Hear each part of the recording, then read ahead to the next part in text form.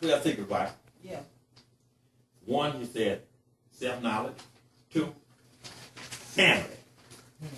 3, community. 4, avoiding stress. 5, critical thinking. 6, discipline motivation. 7, personal health plan, eating correctly and exercising. 8, spiritual search and reciprocity. 9, cultural interaction. 10, self-reliance. 11, creative, productive. And 12, adapting to change. Now, what we're gonna do? I tell you what let's do. We can't do all of them, but I think it'd be worth our time before as we approach going down this path to take a look at that. You're gonna take this home. You can have this picture. That's yours. Take home this. But I tell you what, let's do this. Let's select one. Let's select one by self-knowledge. Read that for me, Brother Andre. Read that section for me, and we'll stop and see if we can extrapolate something from that. Self-knowledge. The Ethiopians have a saying, a cat may go to a monastery, but she still remains a cat. Africans brought to America are still Africans. Yes, we have been changed, but knowing oneself is key to knowing and understanding others. If a person hides from self-understanding or self-knowledge, his or her life will be built upon a bed of quicksand that promises slow but certain confusion, pain, self-doubt, and lonely death. All people need to take charge of their lives. The more a person understands her or his mind and body, the less she or he will destroy it. Ignorance breeds weakness and fear. One's history and culture are as important to good life as food and water. If you don't know who you are, you will be forever fighting other people's wars. All people, if they are to develop, must ask the simple and correct questions that define life. Why are we here? Yeah. Where do we come from? What is our purpose in life? Are we here to serve others or ourselves? Self-knowledge leads to understanding, which is the path to becoming a whole person. Remember the African proverb, wood may remain 10 years in the water, but it will never become a crocodile. First, find the reason for your own existence and condition. Respect learning. Seek to be world-class in everything that you do. The best way to do this is through study, work, and more study and work. What's your response? What's your reaction to that? It's like a conversation I had with Andrea. I told her, I said, I dropped off Andrea. I'm picking up Andrea. I'm not picking up Buffy. I'm not picking up Sue. I'm picking up Andrea. Because the particular high school she's at, that side of Forney is probably more white than the other side. And I watched one of the little girls, and I don't know her personally, but you just see them at functions and stuff, how she became, they kind of, they get the pressure, so they assimilate to their environment. So her mannerisms, her language, her hair, I don't know if I eventually saw her with contacts, but just the whole idea, it's like she was so busy trying to fit in that it's like she lost herself. Because I'm looking at a little black girl, but I'm looking at and hearing a little white girl. And so I told Andrea, well, I want to get these clips in my hair, and I want to do this. I said, no. And not that twists will keep her more African. It's just you're not going to go through that whole drama of trying to fit in. Plus some other self-care things that here it is, as parents trying to educate a young black girl to embrace and enjoy who she is. That's good. Self-knowledge. Will anybody else want to react to that? Go ahead, brother. Yeah, well, I got to see first we got to know ourselves. With this read, a lot of times we don't know ourselves. We fall out to anything, and other words, it goes back to another part where the person not finding something to stand for, he'll fall for anything. Other words, we being misled when we fall behind other people that are lost along the way. And we got to come to our knowledge about ourselves and take up more learning where we can build our minds up to go down that path that we are led and we'll come back to the scripture and the ways of righteousness. But the only way we gonna do that is to know ourselves. Now, what about it? Where do you get all that? Now, where do you get that from? How you gonna learn about who I am? Who am I? Go ahead. I think just by reading about your history, That's one way. Yeah. your culture. Yeah. Because one of the things that I was thinking about is that those are the things that help us to really define who you are. When you understand your history, understand your culture, you understand yourself. Mm-hmm. Oftentimes, when we don't know our history and culture, we adapt to someone else's history and culture, therefore leaving us broken, lost, confused, because we really don't know who we are. That's what we are right now. Yeah. We are always kind of asking. See, this what I'm telling y'all what a Negro is. A Negro, he's not African, Nope. and he's not white, Nope. but he's an imitation of white. Mm-hmm. That's all it is. What Negro is. But they took it out. You can strip of your Africans totally, and you'll never become white. Mm-hmm. So you just imitation. You just kind of call out there in between. You're a hybrid. Negroes are hybrids. And so what we got to do is get our mind back. That's how we'll get it back. Yeah. Now, we can't help about this white blood we got now. Teresa got plenty of white blood in her. And Tanya, Robert got plenty of white blood in her. And, but the point is, you can't do anything about that. That it is what it is. Yeah. And I got plenty of me. Look at me. Look at it. I got plenty of white Thin blood. lips, narrow nose, Yeah. the high cheekbones, a lot of And just the color of your skin. Yeah. You just too brown. and like, and we talked about it, because Yeah. it's like, you know, my Come on in wife, here. why do you have, you know, we talked about the thin lips. Yeah. And for me talking to my mom about where my mom's mom and them came from, Yeah. that particular plantation down there was owned by Jewish owners. Right. So you start putting stuff together, you're like, well, that explains the thin lips, Yeah. the Like the fat dragon butt, coffee. you know, certain things, you know, the But we- streamline nose. So it's just And we need to weird. know that, and we need to be able to trace our family tree so we can get freed up from all this crazy stuff that got us twisted and wired up. Now I'm gonna suggest to you guys too. Now you're gonna learn all this information, but it's not gonna do you any good if you sit down and do some reflecting and Right. contemplating Yeah. and turning to find who you are from within. So that's what this contemplative life comes in real handy. And sometimes even you just sit down and relax yourself, close your eyes, breathe deeply, get focused in on an idea, concept, a truth, and watch how your body just begin to relax, and all of the tension begins to just move out. You see, you release it, goes away. Like yesterday, I was helping a young lady yesterday that's struggling with some issues. And I said to her, I said, if you ever understand something about God, I gave her 7 things she needs to understand about God. God justifies, God sanctifies, God glorifies, God heals, God delivers, God protects, God provides. Now those that don't make any sense until you get to this. That's the God who is in you. Right. Yeah. Come on here. That's it. That's the God who is in you. Mm-hmm. And in Him you live, you move, and have your being. That's it. Yeah. Wow. And so whatever it is that's bothering you, that covers the whole of life. That's it. Yeah. Now you got a way out. That's right. See? You on your way out of this thing. Now these struggles we're having, once we understand that we can bring this truth we know to bear upon that.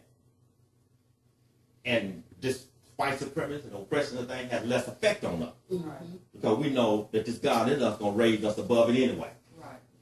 He's going to give us wisdom how to deal with it. Yeah. He's going to give us the strength so it won't break us down.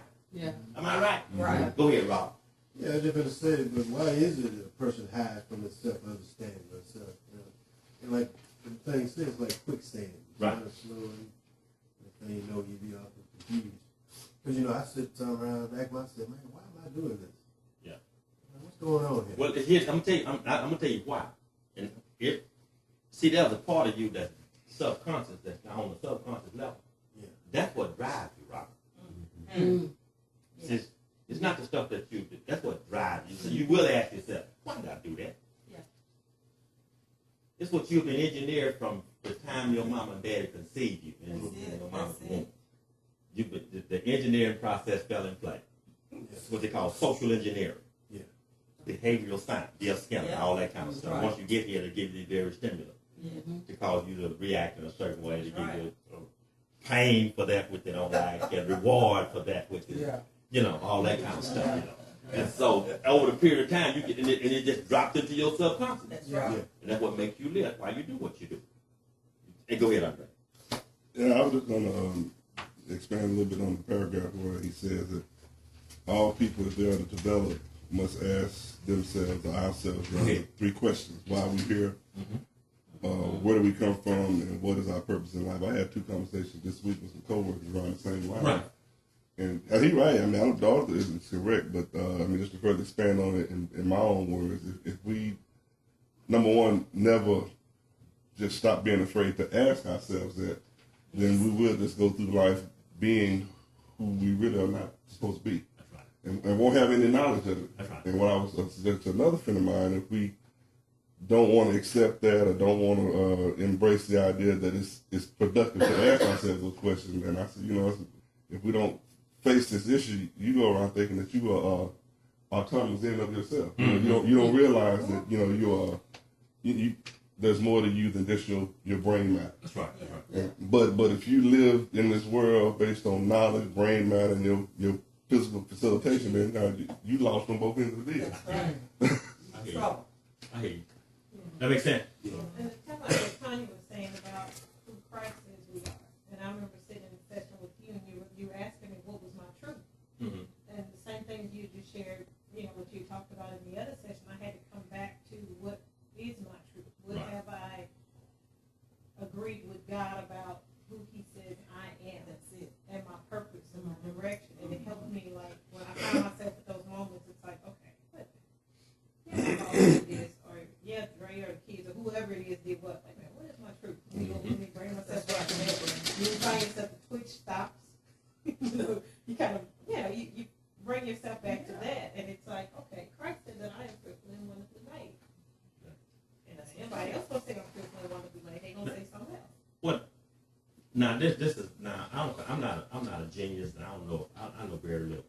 I start to think about, and I found out how dumb I am over these last 3 or 4 years when I've been trying to study for stuff. And I said, golly, I didn't know that. I should No, have wait, known that. I know. I know that. I know that. But what is one of the first things I normally ask the person they come in my office for counsel? What do you want? What do you want? You got to find your purpose. That's part of the solution to our problem. Now I was just going to, and that resonated well with me. I was talking with Teresa this week about some of the conversations I had. And when I started to think about it, just like you said, I mean, have I been that stupid this long? Yeah. But here's my point though, and and everybody raves about Mark Twain and, and all that, and in his field, he Yeah. But he said something way back when that resonated with me too. He said there are really two important dates in your life: the day you're born, and the day you figure out why. Yeah. Wow. Many of us just born. We don't know why. Don't know why. We think we do. Go ahead, Simon. I saw your hand. Did I see your hand? Okay. Everybody else, well, then, everybody pick one of somebody pick one of those other points on that, but we're not gonna cover them all. If you think we're kind of talk about this, the next one's about family and so forth. And whatever you say on that, what do you say? Critical thinking. Go ahead. Think about it. Read it for me.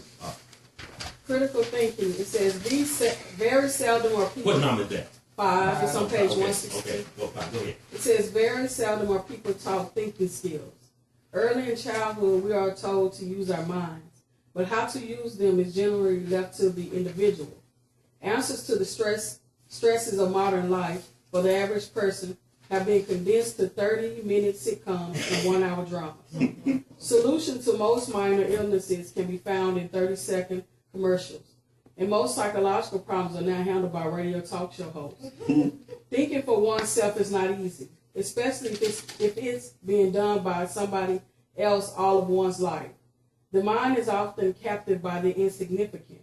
We generally have been taught to listen, do, and believe without question. Yeah. It has become much easier to believe than think. Mama.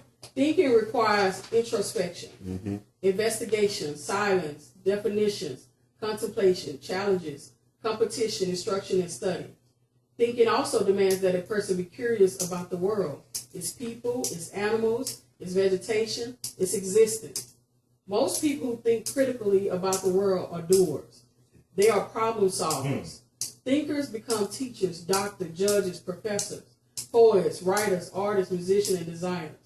They are thoughtful people who are always looking for better answers. They go beneath the surface of problems. They do not settle for the easy questions or answers about life. That's good. Those are thinkers. Reaction. What's the reaction? Critical thinker. And by the way, I think most of us have been through our education. I've been to higher education. I got high school. I've done undergrad. I've done graduate work, and I've done postgraduate work. And for the most part, I think Teresa will attest to that, and Brother Andre and others you got, and Akiva, been to college, time you go over at Bishop for a while, you'll attest to that critical thinking is not part of the curriculum. Now, this is what they teach us in this society. They teach us to memorize a bunch of information and get it back on the test. Yep. That's it. Yeah, That's I all. only had a couple professors Yeah. that put us in a Yeah, position you got a couple. and it almost made us mad. Almost make, yeah. We're sitting there, we're getting ready for a test, and he was like, well, there's 14 chapters on this test. 14 chapters. And, you know, most of us are coming out of traditional school. Yeah. So we were like, do you have an outline? He was like, have you been to class? We were like, yeah. He said, did you take notes? Yeah. Did you listen to my lecture? Yeah. He said, that's your review. Okay, be prepared on such a day. And he said, okay, why should I baby y'all? I'm trying to get y'all ready You got to think. to get you That's out right. there. And when you get to your job is not going to be like, oh yeah, by the way, here. No, you got to come in ready to. It's not always that. I took a class from that. My only theology class I took from a thinking professor that forced us to think. Dr. Kirkpatrick, I'll never forget him. Now, I forgot all the rest of my professors, but I won't never forget Dr. Kirkpatrick. And Dr. Kirkpatrick, almost every day we came to class, we had to bring him a 3-page paper on some theological area, eschatology, pneumatology, theology, or whatever. We had to bring that. Now, the real it wasn't the issue of whether or being right or wrong. Did you argue your point? Wow. Even if he disagreed with you, if you argue your point, you're gonna get the grade that he thought you deserved back at A. He might be totally disagreed on the opposite side of you, but did you argue your point? Yeah. That's good. Wow. That's what education is all about. Really teaching people how to think. Black people are not taught to think because black people, that's not what black people are in this country for. Black people are not in this country for decision making. They're in this country to carry out what other people think of, what other people plan. Go. I was going to say, when it comes to critical thinking, a lot of times, what you said in here, a lot of times the things that we know are, there are things that someone has taught us. Mm-hmm. Right. You know, when it comes to critical thinking, you can't be a procrastinator, you can't be a slacker, because when it comes to that, you have to come with like an empty slate, you know, and you have to begin to figure things out on your own. Like, you have to begin to break things down on your own, like mathematical problems, Right. you know, and oftentimes people don't want to do that because it requires so much of you, especially mentally. But when you're a critical thinker, you begin to figure things out on your own. You begin to break things down on your own, and it helps to it creates a certain type of strength in your mind, a certain type of power in your mind, where you begin to think about things on your own instead of just taking what has been taught to you and making it so much easier for you to understand things because it's already been taught to you. In America, what you guys have to understand that there's a high degree of dumbness that's required Yeah. for this system to operate the way it's Yes. supposed to. And they educate us to be dumb. Yeah. That's right, Pastor. Yeah. Ain't that that's almost oxymoron, isn't it? Yeah. But I'm gonna show you how to. I'm sure how something as simple as this, what you need to start doing, before you can learn something. The next time they have a big political discussion, what's it said? Next time the president come on and do a state of the nation, okay? What you need to do, as soon as he go off, turn your TV off. Yeah. Because you know what they're gonna do? Pundits. They're gonna here come the expert gonna tell you what he says, and you just listen to him. That's right. And what they're saying to you, they're saying you still y'all are too dumb Yeah. to start this out. We need to tell you what he We need to tell you what they just Exactly said what he and said. interpret it Go for you. back. Well, they even, Yeah. there's a show called Brain Games, and they were talking about it. So I'm sitting here and I'm watching Miss Charles, and I know she has on the pink and blue, and she walks out. If I get enough people to come in here and tell me, no, she had on green and yellow. Then you start doubting. And they showed that Right it off. is scientifically proven that if enough people come in there and say, but no, she had on green and yellow. But you know what I think She she probably did. and it's just they do a series of games that show you how easily our minds are manipulated, Yeah, and right. if you allow yourself to get into it, from what you just saw someone literally do to the color she had on. Don't let us go past 5 minutes to 10, or we want to stop there. So we got to. Okay, go ahead, Andre. No, I was just gonna say too. I think, especially those of us that have young kids, now that we have our consciousness raised a little bit, we got to do our part in teaching our kids to be critical thinkers. Like with Andre, I'm just using her because she's my oldest. She may not realize it totally right now, but something as simple as without being disrespectful, asking your teachers a how question. Well, this is such and such and such. Okay. Well, teacher, help me to understand how we arrived at this point. Well, if Columbus, discovered America, how could that happen if America was already there? Jane brought up an interesting point to me the other day, and you could use this same strategy with people you deal with, especially your children. And one of Jane's customers, which is white, was giving her patronizing ideas about Africa and how poor the people are. How they're so poor they can't help themselves, yada yada yada yada. And so Gene asked her a question. Have you ever asked yourself why? See what I'm saying? I'm so poor. Now she got to deal with colonialism, All of that. imperialism, and all this kind of stuff. And then without answering, because you don't have to always give the answer to everything to be a good conversation. A good teacher, let people work out something. The right question. That's right. And people in my position, oftentimes we do talk too much. That's right. And what we need to do is start asking questions and let you work it out yourself. That's right.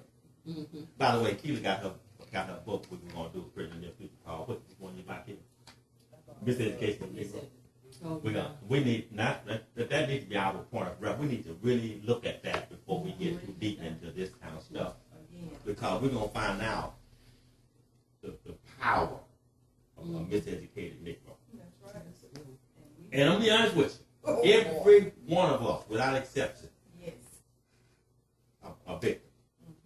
Everyone. So don't even start looking at that. He been miseducated, she been miseducated. No, all of us. Yeah. Without exception. Yeah. Now we're ready to start the process of getting decolonizing our mind, de-educating ourselves so we can re-educate ourselves. That's right.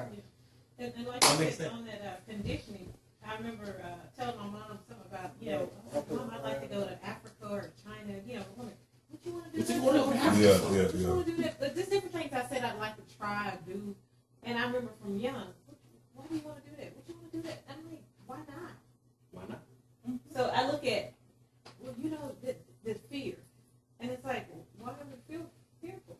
Is it been taught to be afraid, or is there actually something to be afraid of? Of course, you want to be factual and travel or do things with using your sense, but from switching jobs to getting education, whatever.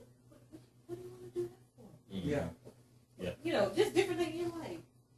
Then you find yourself, Could somebody do this piece on the family tree? I think we did that be a good piece. That's number 2, I believe. We'll read that for. Read for the kids. Number 2. People are shaped by other people in culture. All people have had mothers and fathers. However, not all mothers and fathers are responsible. Therefore, black families are undergoing a transition. If one is asked to list the 5 most important ingredients for the development of a good and productive person, family will be at the top of the list, far ahead of money, cars, clothes, and fame. Working families provide serious love. Members learn self-love and self-worth in functional families.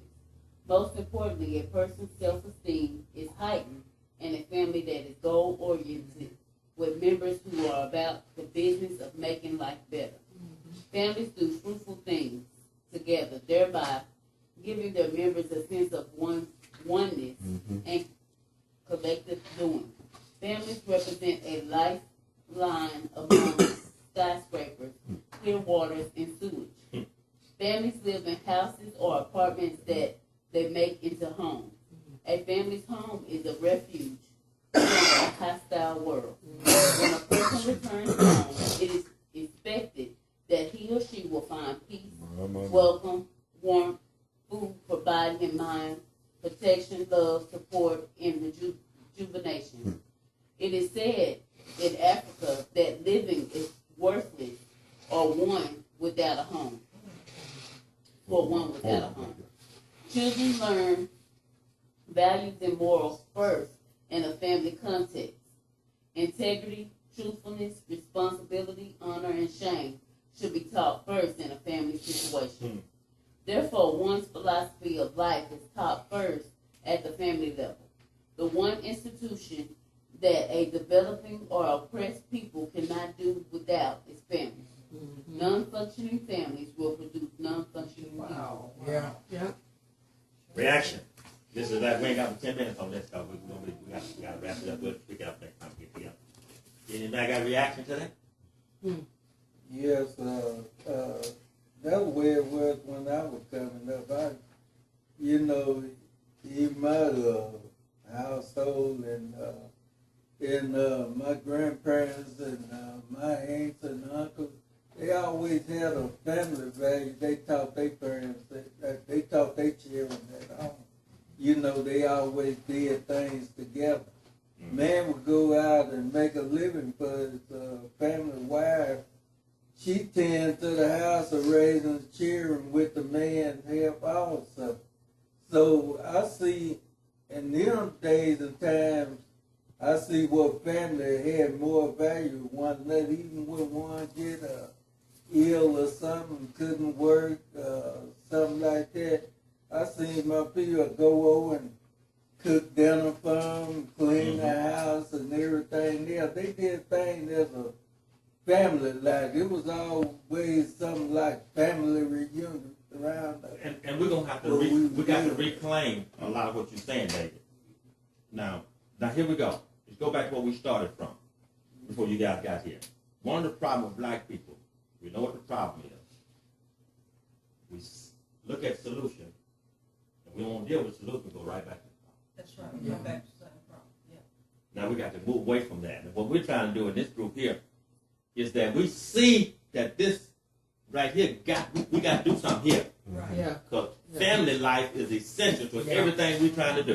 Yeah. Go, brother. It's essential. If we don't get this family thing together, we can work till we get blue in the face. Yeah. Right. And we're gonna make a little bit easy little steps here and backwards and forwards. But we'll never make the kind of progress that we labor so hard to make if we don't get our family to come to participating, working to improve itself. Go ahead. You know what I was saying, but I was just gonna say it this way: we just gonna have to make our mind up to go back to what we already know. Yeah. And because if not, like you just alluded to, we're gonna keep having meetings, we're gonna keep going to church, we're gonna keep saying this is what we ought to do, and wonder why we can't stay together, wonder why our kids don't want to be around us, wonder why we're not being productive at the church or the community. But we're just gonna have to just decide we're gonna accept what the book says about family and do it. And we still kind of caught in that trap. You can see it. Yeah. You can see it. If we come up in here, how we deal with our whole family structure. That we come here, I'm sitting here looking at this, looking at us, literally, yet embracing the way we've been engineered. Yeah. Oh, by the way, I'm gonna tell y'all something. Now this ain't this might have a little something to do with it.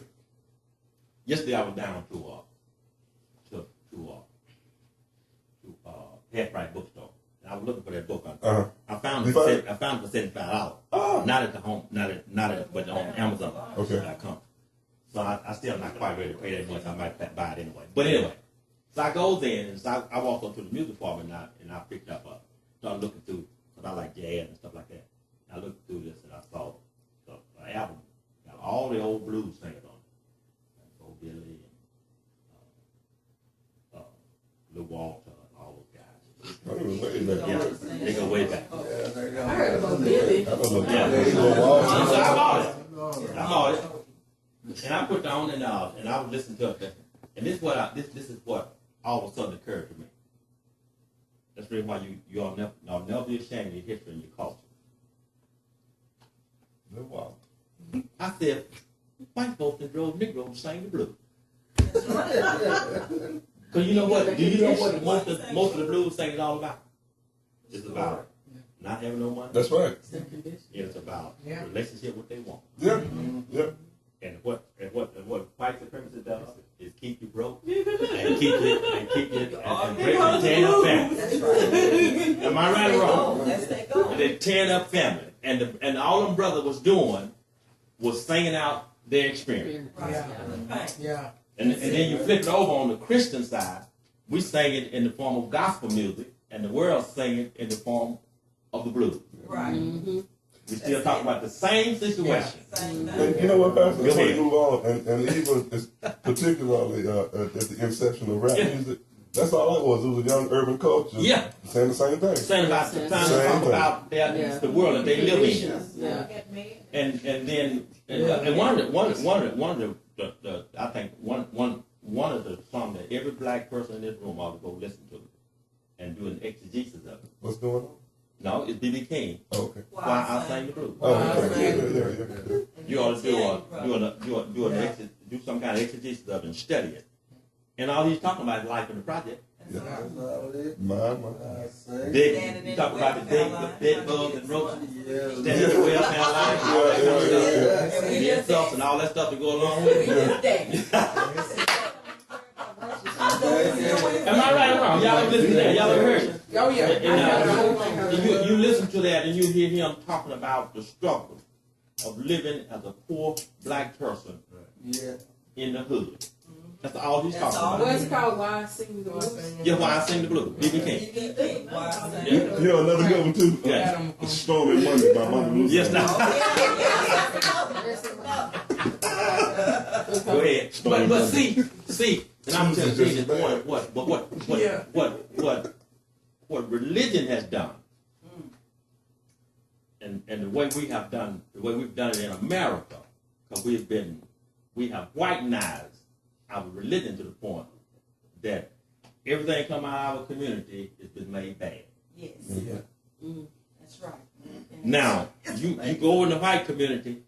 And they gonna be all of them gonna be dancing Cotton Eye Joe from the preacher to the pimp. All of them. Because they don't throw their culture to the. They embrace their whole culture. Yeah. But black people don't. Black people don't embrace their culture. Black people think certain parts of our culture is that we throw away because white people said it ain't no good. Yeah. For instance, I remember when white folks used to laugh at black folks like they was crazy because black people had their hair plaited and braided. Now they getting ready to turn it into a career. Now what's gonna happen? They gonna start braiding hair, and they gonna give you a license to do it, and then some of y'all go step in the white folks chair and let them braid your hair and give them $400 or $500 to do it. They're working on it right now. They're finna make it into a career. Well, they were at themselves now. Yeah, that's what's gonna happen. They're gonna charge. But see, and what I'm trying to say to you guys is it's so good until they get the stamp of approval on the other side. That's right. Yeah. Am I right or wrong? You're right, Pastor. Now this is what we're going. We got white boys now that people like B.B. King and the guy in Dallas here. Steve Ray Vaughan? And they big time blues singers now. Yeah. And white people are grooving to the blues. Yeah. You hear what I'm saying? That's what them young people, young white folks like. Go, Jane.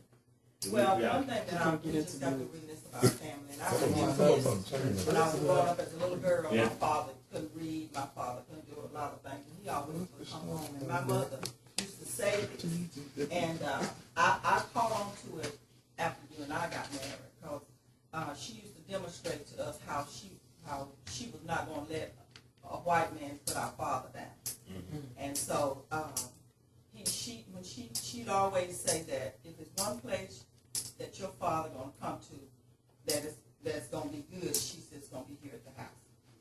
Because that's his refuge. When he goes out there and work in a hostile world, and I didn't understand what she was saying at the time because being a child. But then after we got married and I started watching stuff and paying attention, and I asked myself a question: why these people? What's going on here? Why am I so crazy? What's going on? But I found out that this society had me in combating with you, and I didn't realize it. And so once I started realizing, and I went back and started thinking about what my mother said. Well, I'm gonna make my house a place of refuge for my husband, so when he comes home, he can be at peace. I'm gonna find out what the good food I need to have for him and for my family and all that. And that's what really motivated me and started me, even though you on a different level than where I am. And I start to appreciate you for who you are, not trying to change you. But I got that from my mother, and she taught us all that. And I think that is a serious problem that we have in Black America, where we don't go home and make our home a refuge. Now, what y'all got to understand, too, is that in a very subtle way, yes, the trap is being set all the time, setting black men against them and that's black right. women against them. We ain't paying attention. For instance, oftentimes it's easier for a black woman to access the workplace. That's right. It's really easy. And then they use that leverage used against the black man who's having a hard time getting a job. And she all of a sudden she thinks she's better than him. That's right. She got more power than him. That's right. All that kind of stuff. Then she began to criticize. Yep. All the time. And all kind of crazy stuff. And next thing you know, you got another broken home. Right. It's busted. See? And then next thing you know, then the woman got to become immoral because she still gonna have her some sex. So she started going out and getting with somebody outside of her the circle that she's supposed to be in. Now she's beginning to lose her sense of consciousness and her sense of purity. Because when you start doing things contrary to God's design, it does something to you psychologically.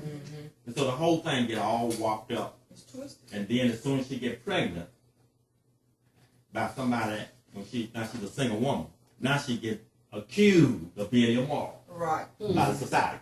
That's right. So it's just a whole bunch of stuff started happening. And when we're not awful careful to understand and know truth, how this whole thing works, and then we become victims. That's right. We fall into the trap. And we have to learn how to work together, make our home a haven of rest. That's right. For not only for ourselves, but for our children in the day. Our children are under a lot of pressure right now. That's right. And children don't have to come home and be beat upside the head when they walk through the door. Called sorry, no good, dumb, and all that kind of stuff. We got to be a little bit more patient, compassionate, understanding, try to find out where they're coming from. Sit down and find why did you make 65 on your paper today? You need to get out there and find out why. Instead of just labeling the boy being dumb. He might not even understand the culture. He might be having conflict with how the communication that's going on between him and his teacher, and all that other kind of stuff. Or he might be have got himself in a position because of his culture, and the teacher don't understand him. She thinks he's a bad boy. That's right. And when he's not being a bad boy, he's just being himself, just being responsive. But he responds in a non-white kind of way. Right. And so in this society, when you respond in a non-white kind of way, you get wrong. Yeah. That's just all this to it. Yes, sir. So now, we'll stop. That's good. We'll stop right there because it's time for